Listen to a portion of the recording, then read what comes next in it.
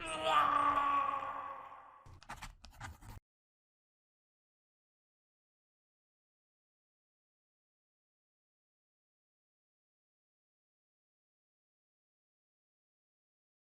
everyone, and welcome to another weekly report for Avorkarth. First thing on the menu would be a minor fix to the UI and resource system, which was that food and faith technically weren't ever collectible, so to speak. So in the previous videos, they were just traditional resources. You would get so many and be able to spend so many, but that wasn't the case for the game that I wanted or had in mind at least, is that the food and faith are just a constant resource. So unlike stone and lumber, where it'll run out and then you've kept 50 and 50 in this building and 75 in the invisible building here, food and faith would be instead the total amount available at all times. So due to the one tile here being controlled by player 1, me, then you can see that I have one food available. One food on the tile, one food available. If I had more buildings controlled and connected to it, I would have more food available.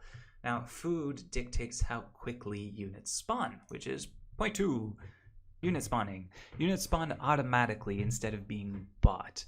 So traditional RTS and TBSs would have you buy units as you have enough resources, and therefore you are rather careful about when to build things and then when to buy units. But what I'd prefer having is that units spawn automatically. Your army grows in proportion to how much land and food you control. So in this case, with the one building and the one food, I have a militia spawning in 1 turn, soldiers spawning in 3 turns, and a knight spawning in 6 turns. Rather, I should say a militia spawning every turn, a knight spawning every 3rd turn, a knight spawning every 6th turn, and a soldier spawning every 3rd turn. So if I end a turn, bing, bang, boom. There's a militia now standing guard of the encampment. Nice and ready, and if I open up the tab again, you'll notice the soldier has 2 more turns before appearing, and the knight has 5 more turns before appearing. So let's get a soldier, ta-da, and then a knight, and a few more turns, there we go. So during that, 6 turns have passed, I got 6 militia, 2 soldiers, and a single knight auto-spawning. If I were to control more tiles with more food, they would have spawned quicker. But that isn't yet implemented and something to work on.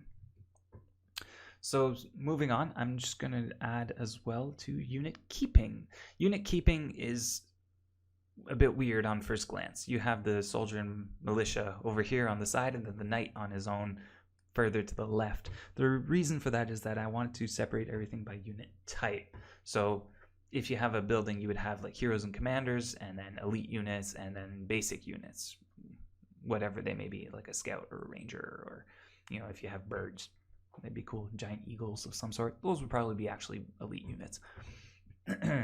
But this allows me and the player hopefully a faster view of what type of units they have in their buildings and how many there are, as you may notice by the bottomness. This is replicated as well in the trading system. So the trading system mimics exactly the same style of heroic units first, elite units next, basic units third. It gives you the ability to quickly see what is inside which building or which army visiting that tile. So the trade button allows you to see everything available on that tile at that one time and to trade units between them, potentially creating new armies or reinforcing buildings. Unfortunately, once again, this feature isn't yet complete, and I'm hoping to have it done by next week.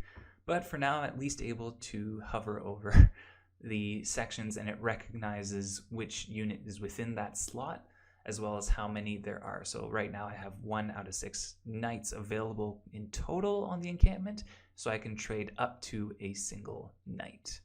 But with the trading system not yet completed, this is all I got to show for this week. So hopefully you all keep well, and thank you for watching as per usual. Cheers.